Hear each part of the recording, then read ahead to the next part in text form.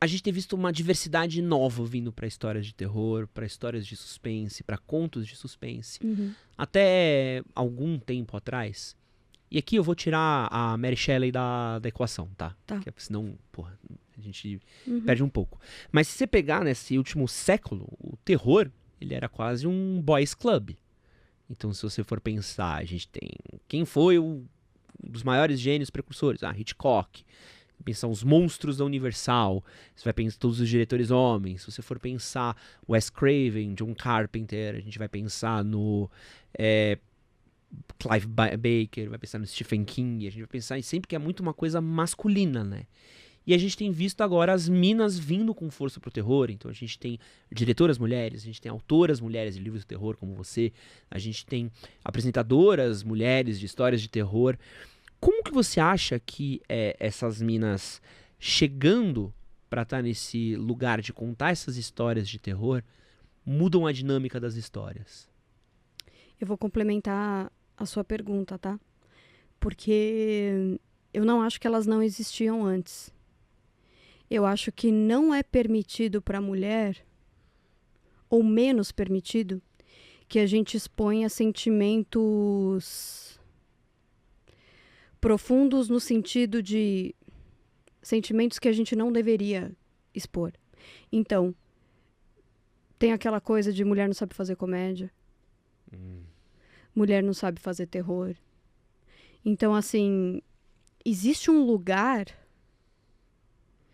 que não nos era muito permitido, né? Eu acho que não era muito permitido estar. Então, a gente pode fazer com que as pessoas sintam as coisas se tiver numa área cinza que não incomode o masculino. Porque a partir do momento que incomoda o masculino, não, a mulher não tem que estar nesse lugar. Então, eu acho que nós sempre existimos. Inclusive, eu acho que o terror, se as mulheres fossem contar a própria história, seria um filme de terror. E o terror nos é muito familiar. E ao mesmo tempo, se a gente falasse sobre isso antes, talvez isso não fosse bem recebido. Entendeu? Então, acho que agora, pelo o feminismo crescendo, a gente falando mais sobre isso, a gente questionando certas coisas como sociedade, coloca a mulher num lugar de poder causar sentimentos extremos, que não nos era permitido antes. Entende? E eu sinto que essa liberdade, ela tem trazido algumas outras dinâmicas de histórias que são histórias diferentes. Então, por exemplo, a gente falou de Swallow, que acho que é massa, que é uma coisa muito... Cara, aquilo só uma mina pode contar aquela história. Tipo, um cara que contar aquela história naquela posição é uma coisa que você fala assim... nada a ver. Mas tem acho que 3 exemplos bons que eu gosto muito, recentes, que a gente tem o Invisible Man, que é o Homem Invisível, que, cara, é incrível. Temos o Babadook. E temos aquele filme, que ele é aquele terror no Irã, não sei se você assistiu, que é uma mulher com um filho numa zona de guerra e todo mundo vaza da cidade, todo mundo vai embora e ela fica com o filho na casa dela e ao mesmo tempo a casa dela tá sendo assombrada por um djinn e tá sendo bombardeada. Então é toda uma parada do terror da guerra, de uma mãe protegendo o filho. Então eu sinto que são coisas que, eu posso te contar o terror de ter medo de tomar um tiro. Eu posso te contar o terror de sei lá, de alguém me roubar, de me matar, de me torturar, de, sei lá. Mas eu não posso te contar o terror de você perder um filho que tá no seu útero. Ou de uma mãe que protege um filho sozinha, ou... Hoje a gente tem até um movimento muito grande de autoras latinas de horror, né? Que, enfim, são várias autoras que estão fazendo terror e isso causou esse movimento mesmo. E geralmente é terror psicológico e geralmente são pessoas mais ou menos da mesma idade e que falam do terror nesse lugar muito, muito profundo, né? E aí é a minha opinião, tá? Mas eu acho que o terror feito por homens, talvez ele não chegue nesse lugar de medo constante. Que eu acho que quando a gente vê as obras das mulheres tem bastante. Quem são umas minas legais aí que você recomenda que estão fazendo terror? Mariana Henriques. Faz o quê? Conta pra gente. Dá uma indicaçãozinha. Ela faz... Ai, agora... Fala só uma obrinha se tiver se lembrar de cabeça, senão tudo bem. Acho que eu não vou lembrar. Tem a outra parte, mas eu não vou lembrar. Porque os nomes são muito específicos, assim, bem compridos, enfim. Aí tem a Verena Cavalcante, que é da Dark Side também. Tem a Maya Travis, que tá fazendo o Desalma. Que legal. Então, assim... Enfim, tem muita mulher que tá fazendo o terror nesse lugar, entendeu? E tem várias outras autoras latinas que fazem isso também. Não vou lembrar o nome agora, eu basicamente não tenho memória. Mas é isso, assim, eu acho que tem um movimento de libertação que tá acontecendo no terror. Libertação feminina que tá acontecendo através do terror. Quero deixar a indicação aqui também para quem segue o nosso canal, a Maria Comfort, nossa apresentadora. Eu conheço a Maria. Conhece a Maria? Conheço a Maria. Maria maravilhosa, lançou um livro de terror, acho que foi ano passado. Ela publicou o primeiro livro dela, então se vocês gostam da Maria, se vocês gostam do trabalho que a Maria faz aqui com a gente, comprem o livro da Maria, pô. Comprem o livro da Maria. Não precisa nem ler. Se ler é melhor, porque pelo menos dá uma força pra ela, mas compra pelo menos que é um incentivo, porque eu sinto que às vezes... acho que tem que ler. Não. Leiam, divulguem. Saiam da caixinha. Se vocês não costumam ler autoras mulheres, leiam autoras mulheres. Acho que tem que incentivar, assim. Eu gosto muito de quando eu acho uma coisa nova no terror. Uhum. É o meu lugar favorito. É quando eu ligo um bagulho, assim, eu leio um bagulho, eu olho um bagulho e falo, mano, Swallow. Uhum. De eu olhar e falar, é um filme que me deixou aterrorizado. Não tem um fantasma, não tem um jumpscare. E cai no lugar do Guts, do Chuck. O Guts. Que seria ficção transgressiva. Sim. Mas aí tem essa questão de, como é que você vai nomear, gente? Não, tem um menino aqui que postou um bagulho no chat, que se ele tivesse pessoalmente aqui comigo, eu deitava ele no soco. Que ele postou aqui e falou, kkkk, Hitchcock só dirigiu 2 terror. Eu falo, não, é que você é burro, é que você nunca viu Alfred Hitchcock's Presents, que tem uma série inteira com dezenas de episódios de terror.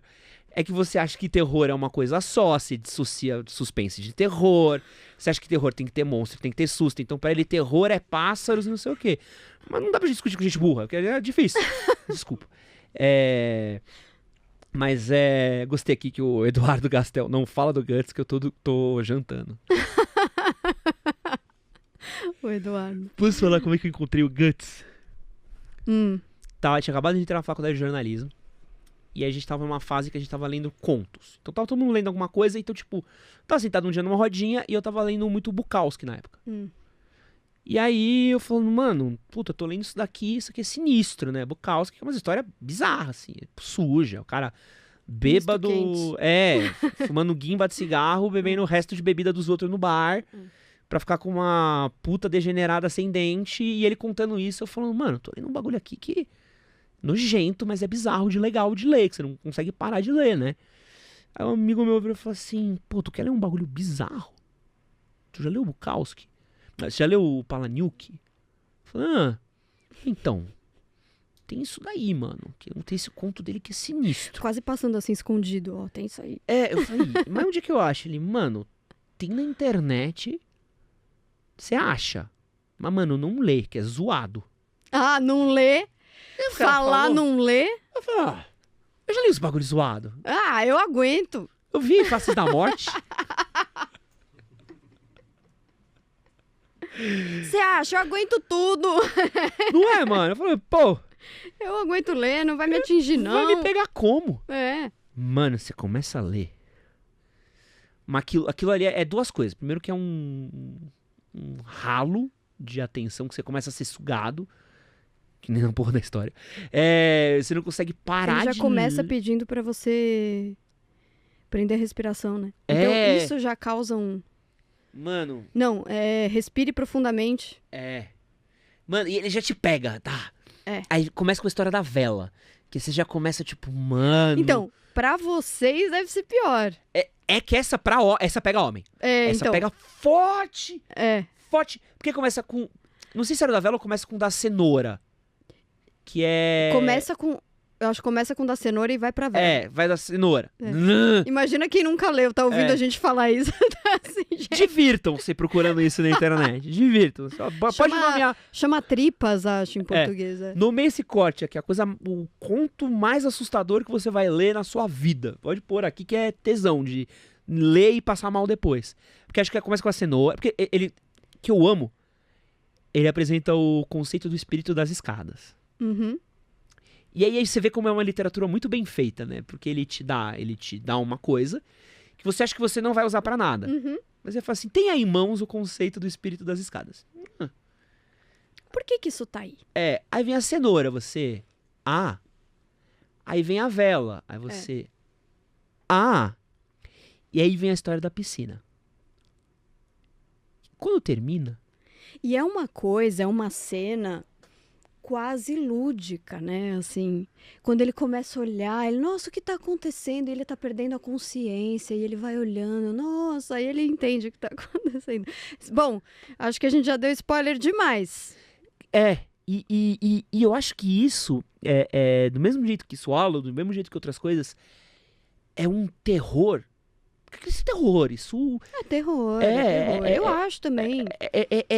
É assustador. E foi a primeira vez que eu vi uma coisa que era completamente assustadora, mundana. E sabe que quando eu lancei o meu primeiro livro, foi engraçado, porque eu não conhecia Chuck Palahniuk ainda. Eu lancei o meu primeiro livro há 10 anos. Caramba. E aí a minha prima falou pra mim, ela leu, né? Aí ela, você já leu Chuck Palahniuk? Eu falei, não. Aí ela, eu acho que é parecido com o que você faz. Falei, legal. Fui ler, li Guts. Falei, cara, tem alguém. Eu achei alguém. Eu me vejo. Nossa, pegou muito pesado. E aqui no Brasil a gente tem o Lourenço Mutarelli também. Sim, nossa. Que foi inclusive meu padrinho de casamento. É mesmo? É. Que demais, velho. Cara, ele tem umas coisas que é de você... O Natimorto. Não, mano, é sinistro. Natimorto. O cheiro do ralo é dele também, não é? O cheiro do ralo é dele, que o Heitor Dália fez o filme. Incrível. E aí eu acabei trabalhando com o Heitor Dália em 2020 agora, que ele fez um documentário inspirado num conto meu. Que legal. Então ainda tá pra sair também. O cheiro do ralo é um exemplo pra mim de um bagulho que ele não é terror, mas tá muito quase lá. Então. Ele tá constantemente achando... É nessa escola, né? Então, é ficção transgressiva, que nem o Chuck. E eu fico nesse... As pessoas também, acho que elas ficam com dificuldade de nomear o que eu faço, né? Elas ficam nisso de... Alguns falam que é ficção transgressiva, alguns falam que é terror, mas tá tudo ali, causa desconforto, é isso. Tamo aqui pra isso. Esse que você acabou de assistir foi um corte do nosso podcast com a incrível da Paula Feb. Se você quiser assistir ao episódio completo, clica no vídeo que vai estar aqui do lado. Eu vou deixar um outro vídeo que com certeza você vai gostar. E vai ouvir o novo podcast dela, Profiling, que está em todas as plataformas de podcast. E eu aposto que você vai gostar também.